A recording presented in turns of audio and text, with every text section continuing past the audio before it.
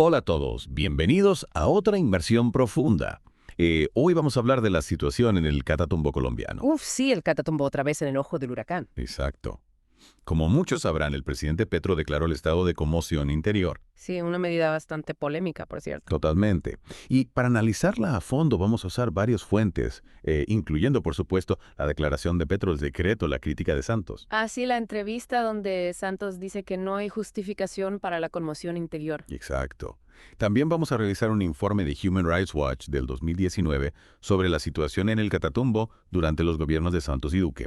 Interesante ver cómo ha evolucionado la situación a lo largo de los años. Sí, la idea es entender si esta decisión de Petro es una reacción exagerada o realmente una respuesta necesaria a un problema que se ha ignorado por mucho tiempo. Me parece clave esa pregunta porque el Catatumbo siempre ha sido una zona compleja. Totalmente. Empecemos por lo básico. ¿Qué está pasando ahora mismo en el Catatumbo? Bueno, la situación es bastante crítica. Hay miles de personas desplazadas por la violencia. Más de 20.000 según las últimas cifras. Sí, y los enfrentamientos entre el ELN y las disidencias de las FARC se están intensificando. Es como si la región estuviera al borde del colapso. Y no olvidemos el tema del narcotráfico. El Catatumbo es una zona clave para las rutas de la droga. Claro, eso lo convierte en un botín muy preciado para los grupos armados. Y a eso súmale la falta de presencia estatal efectiva.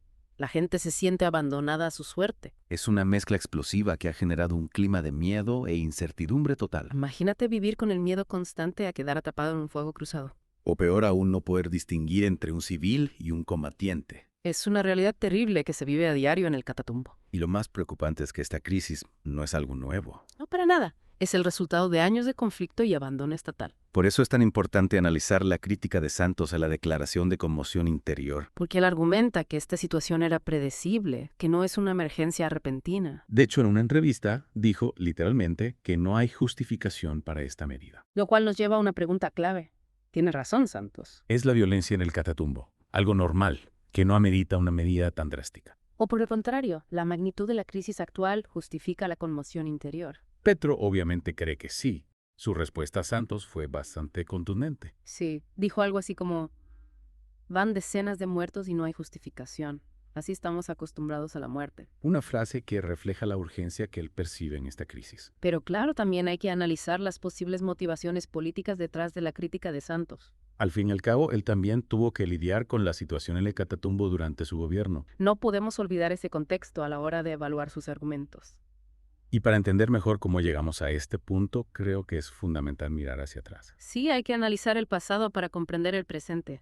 ¿Te acuerdas del informe de Human Rights Watch del 2019 sobre el Catatumbo? Sí, un informe bastante revelador sobre la situación durante los gobiernos de Santos y Duque. Allí se mencionan cifras alarmantes sobre el desplazamiento forzado y la tasa de homicidios. Entre 2017 y 2019 se desplazaron más de 40.000 personas del Catatumbo. La tasa de homicidios se duplicó entre 2015 y 2018. Es evidente que la crisis actual no surgió de la nada. Las decisiones y acciones de gobiernos anteriores también han contribuido a la inestabilidad. Es como una bola de nieve que ha ido creciendo con el tiempo. Y ahora Petro tiene que lidiar con las consecuencias. Lo que estamos viendo en el Catatumbo es una crisis con raíces muy profundas. La falta de control estatal, las dificultades en la implementación del Acuerdo de Paz de 2016. Y por supuesto el impacto de la migración venezolana también ha influido. Son muchos factores que se han ido entrelazando a lo largo de los años. Y que han creado un escenario propicio para la violencia y la inestabilidad. En este contexto tan complejo, ¿qué ha hecho Petro para afrontar la crisis? Bueno, una de las primeras medidas fue el despliegue de 300 tropas adicionales a la región. Con el objetivo de proteger a la población civil y facilitar la evacuación de las zonas más afectadas. También se ha reportado la rendición de 15 personas que pertenecían a un grupo armado. Incluyendo a un menor de edad. Son pequeños pasos, pero que generan un poco de esperanza en medio de tanta oscuridad. Claro, pero la gran pregunta es, ¿son estas acciones parte de una estrategia a largo plazo? O simplemente son medidas para apagar el fuego. Esa es la clave para entender el alcance real de la conmoción interior. Porque si bien le da al gobierno herramientas para actuar con mayor rapidez, También genera dudas sobre el respeto a las libertades individuales. por eso es tan importante la revisión que harán el Congreso y la Corte Suprema. Ellos serán los encargados de determinar si esta medida es legal y si se está aplicando correctamente. Hay opiniones divididas entre los políticos, algunos la apoyan totalmente, otros solo parcialmente. Y por supuesto hay quienes temen que Petro esté abusando de su poder. Lo que sí está claro es que la situación en el Catatumbo es muy delicada. Y que se necesita una respuesta integral que ataque las causas de fondo del conflicto. No se puede solucionar un problema tan complejo con medidas superficiales. Hay que ir a la raíz del problema, y eso implica un compromiso a largo plazo. Un compromiso que no solo debe asumir el gobierno, sino también la sociedad en su conjunto. Porque la paz en el Catatumbo no se construye de la noche a la mañana. Es un proceso que requiere tiempo, esfuerzo y la participación de todos los actores involucrados. Y que debe basarse en la justicia, la reconciliación y el respeto a los derechos humanos. Solo así podremos romper el ciclo de violencia que ha azotado esta región durante décadas. Y construir un futuro más justo y equitativo para todos los colombianos. Un futuro donde el Catatumbo deje de ser sinónimo de conflicto y se convierta en un territorio de paz y prosperidad. Ojalá algún día podamos ver ese sueño hecho realidad. Yo también lo espero. Sí, hemos analizado el contexto actual, la crítica de Santos, el informe de Human Rights Watch. Y las primeras acciones de Petro para afrontar la crisis en el Catatumbo. Pero esto es solo la punta del iceberg. Y es que lo que ha hecho Petro con la protección de civiles ha sido un cambio bastante importante. Sí, totalmente. Recordemos las imágenes del ejército evacuando a familias en medio del fuego cruzado. Eso demuestra un compromiso real con la seguridad de la gente. Sin duda, pero ¿será suficiente para lograr una paz duradera? Es una buena pregunta porque la cosa no se reduce solo a la crisis humanitaria. Claro, también está el tema del control territorial por parte de los grupos armados. Ahí es donde entra la conmoción interior. Algunos dicen que le da al gobierno las herramientas para actuar con más contundencia contra esos grupos. Ya entiendo. O sea que la conmoción interior le permite a Petro tomar medidas más drásticas. Exacto, como limitar la libertad de movimiento, interceptar comunicaciones, movilizar recursos de forma más rápida. Suena lógico, pero ¿a qué costo? No hay riesgo de que se abuse de esos poderes. Claro, ese es el gran debate. Siempre hay que buscar el equilibrio entre la seguridad y las libertades individuales. Es un tema delicado. ¿Cómo nos aseguramos de que estos poderes no se utilicen de manera abusiva? Ahí el Congreso y la Corte Suprema tienen un papel crucial. Claro, ellos deben vigilar que todo se haga dentro del marco de la ley. Deben ser un contrapeso al poder del Ejecutivo.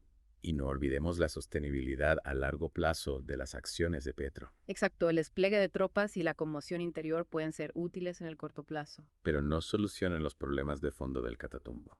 Para construir una paz duradera se necesita una estrategia que vaya más allá de la fuerza militar. ¿A qué te refieres? ¿Qué más se puede hacer? Pues invertir en desarrollo social, generar oportunidades económicas para la población, ¿Fortalecer la presencia del Estado en la región? en fin, atacar las raíces del conflicto. Ya veo una estrategia integral que aborde los problemas que han alimentado la violencia durante décadas. Exacto. No se trata solo de apagar el fuego, sino de prevenir que vuelvan a encenderse. La paz en el Catatumbo no se logrará solo con fusiles. Se necesita una combinación de acciones que incluyan el diálogo, la inversión social, la justicia. ¿Crees que la estrategia de Petro va por buen camino? Es difícil saberlo con certeza, apenas están empezando. Claro, pero también hay que ser realistas. La presencia de grupos armados, el narcotráfico, la debilidad institucional. Son obstáculos importantes que no se pueden ignorar. Lograr la paz en el Catatumbo es un objetivo complejo y a largo plazo. Lo que estamos viendo ahora son apenas los primeros pasos de un camino que seguramente estará lleno de dificultades. Lo importante es no perder la esperanza y seguir trabajando por un futuro mejor.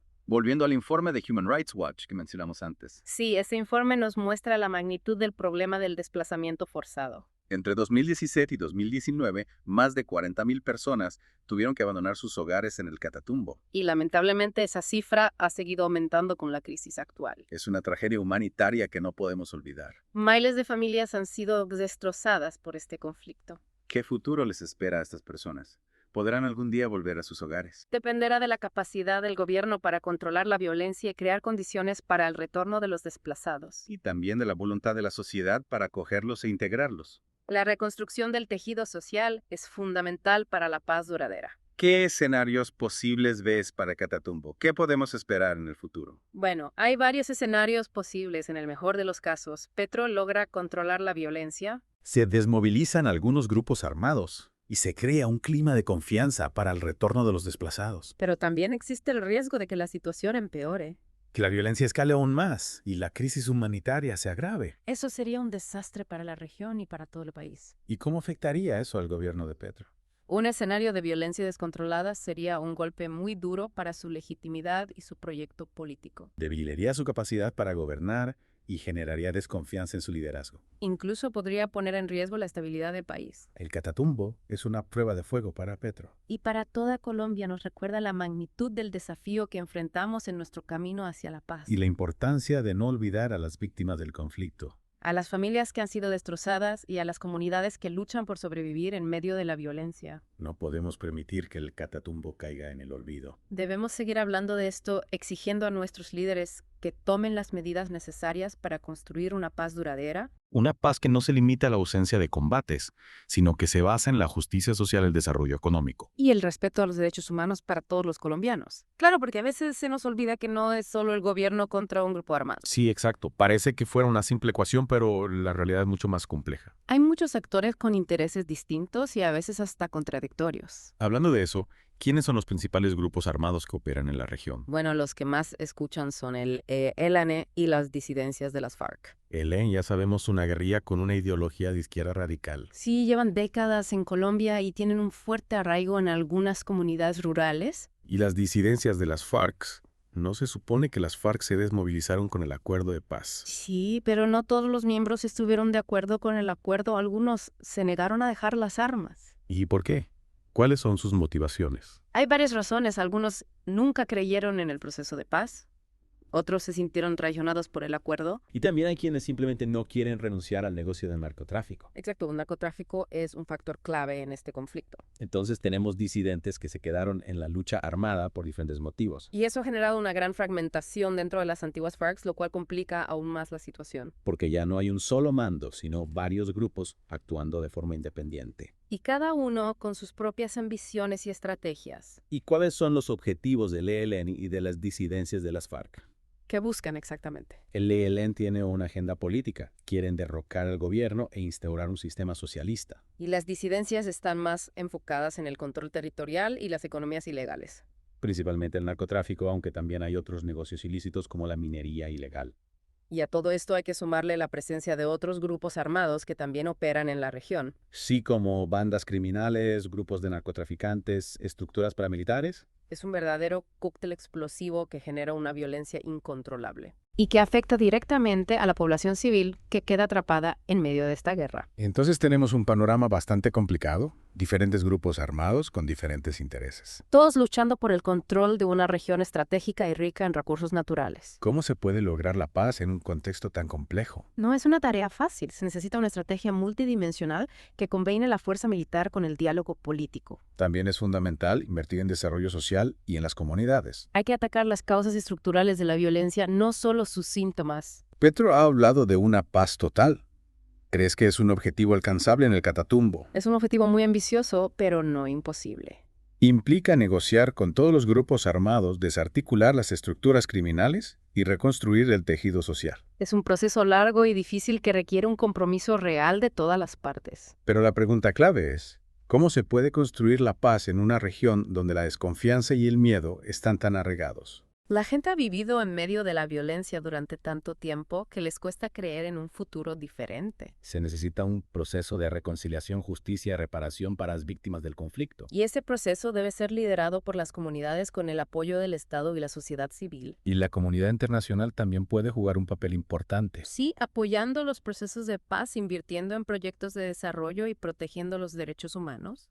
Creo que hemos cubierto muchos puntos importantes sobre la situación en el Catatumbo. Hemos visto que es un tema complejo con muchos actores y desafíos. Pero también hay esperanza, hay gente trabajando por la paz, comunidades que resisten a la violencia. Y líderes que buscan soluciones pacíficas al conflicto. El Catatumbo es un espejo de la realidad colombiana, un país que ha sufrido la violencia durante décadas.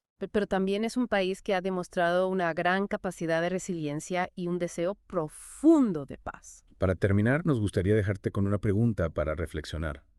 Si esta crisis lleva años gestándose, ¿cuál es la responsabilidad de las administraciones anteriores? Los invitamos a que se informen, participen en los debates sobre la paz y apoyen las iniciativas que buscan un futuro mejor para Colombia. Y si quieren saber más sobre este tema, les recomendamos el podcast Voces de Colombia en YouTube. Allí encontrarán análisis y entrevistas sobre la situación en el Catatumbo y otros temas de actualidad. Suscríbase al canal y active las notificaciones para no perderse ningún episodio. Muchas gracias por acompañarnos en esta inmersión profunda. Esperamos que les haya servido para entender mejor la compleja realidad del Catatumbo colombiano.